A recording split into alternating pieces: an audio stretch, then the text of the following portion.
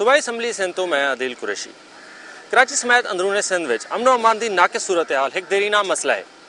Target killing, اغوا برائے تاوان، گینگ وار، گروپاں دا تصادم، ڈرگ مافیا تے لینڈ مافیا، یہ سارے عوامل ڈائریکٹلی یا انڈائریکٹلی عام شہریوں کو پوری طرح متاثر کرنے پین۔ ایک پاسے کاروباری حضرات بھتہ مافیا تو تانگن، مخیر حضرات اغوا برائے تاوان تو تانگن تے عام شہری موبائل کھسی جان تو تانگ۔ کراچی دا امن و امان کڈن بہتر تھی سی، پکڑے گئے ٹارگٹ کلرز کو کیوں سزا نہیں ملتی؟ انہاں سارے ایشوز دے اج اساں ایوان وچ بیٹھے انہاں عوامی نمائندیاں نال گال مہار کرے سوں۔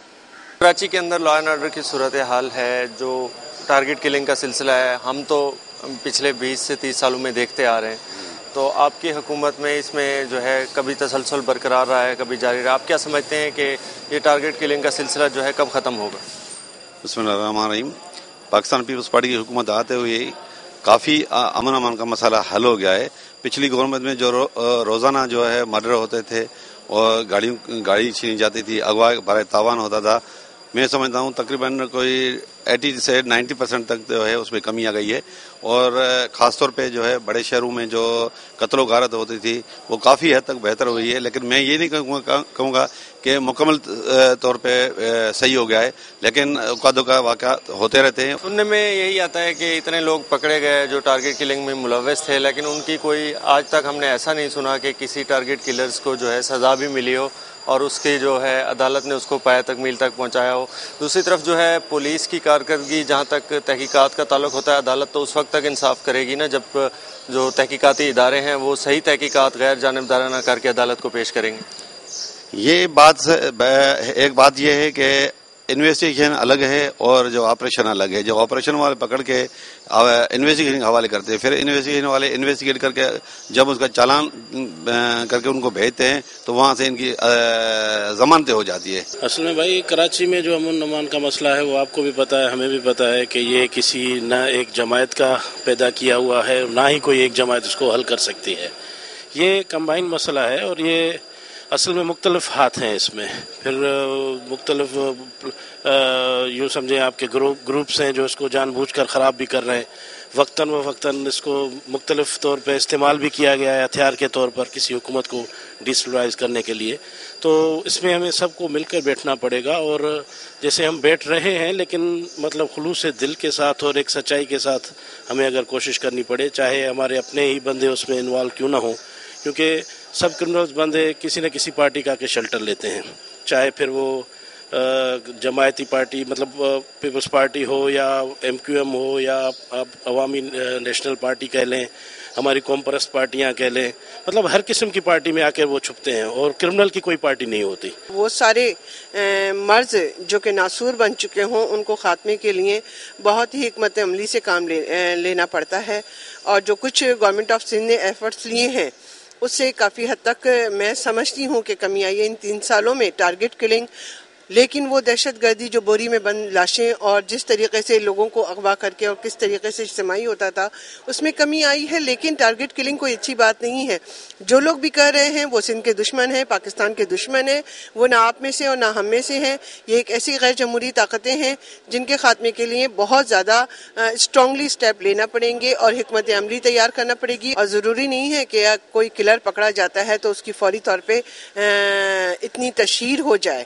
اس کے اوپر امپلیمنٹیشن ہو رہی ہے، سزائیں مل رہی ہیں، لیکن اگر چھوٹے گروہ کو پکڑنے کے بعد اگر بڑے گروہ تک ہم پہنچ سکتے ہیں تو اس کے لیے لازمی ہے تھوڑا انتظار کرنا پڑے گا۔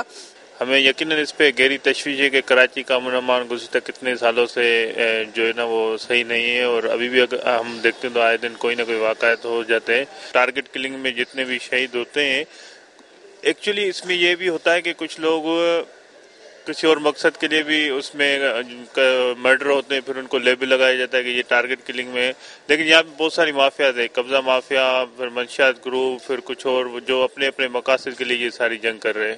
دیکھیں جی، کراچی کا مسئلہ حل کرنے کے 2 طریقے ہیں۔ ایک سختی سے مراد ہے کہ سیکیورٹی ایجنسیز بغیر دیکھے کہ یہ کس کا تعلق کس سے ہے اپنا ایکشن لیں۔ دوسرا، کراچی میں جو ہو رہا ہے مینلی اس میں ہماری مین پولیٹیکل پارٹیز کی طرف سے دونوں کی طرف سے ہم سنتے ہیں کہ ان کے آج اتنے لوگ مارے گئے، آج ان کے اتنے لوگ مارے گئے۔ تو وہ دونوں آپس میں بیٹھ کے اس ایشو کو ریزالو کریں. ڈیپ ڈاؤن کوئی ایشو تو ضرور ہے جس کی وجہ سے یہ سلسلہ ختم نہیں ہو پا رہا, تو اگر وہ بیٹھ کے اس مسئلے کو حل کریں گے تو میرے خیال سے آسانی سے حل ہو سکتا ہے. دیکھیں جی, پولیس جو انویسٹیگیشن کرتی ہے ان کو تھریٹ ہوتا ہے, ان کو سیکیورٹی فراہم نہیں ہوتی. خاص کر کے کراچی شہر میں اتنے پولیس والے مارے جا چکے ہیں کہ وہ اب گھبراتے ہیں کرمنلز کے اگینسٹ تحقیقات کرتے ہوئے.